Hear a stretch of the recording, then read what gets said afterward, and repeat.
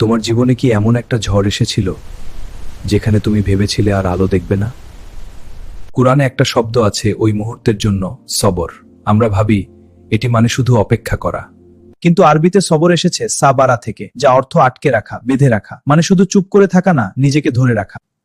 প্রথমে তোমার মনকে আটকাও আল্লাহর উপর অভিযোগ করা থেকে। দ্বিতীয়ত, তোমার জিহ্বা আটকাও, কেন আমার সাথেই হলো এই কথা বলা থেকে।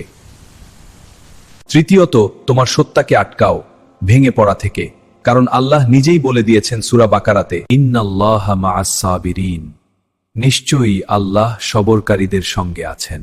সবর দুর্বলের চুপ করে থাকা না, এটা সেই মানুষের যুদ্ধ যে ভেঙে পড়তে পড়তেও আল্লাহর হাত ছাড়েনি। তুমিও পারবে, কারণ তোমার রব তোমাকে একা ছেড়ে দেননি। যারা সবরের মধ্যে আছেন তাদের সাথে শেয়ার করুন আর কমেন্টে লিখুন আপনার সবরের গল্প। সাবস্ক্রাইব করুন। আল্লাহ হাফিজ।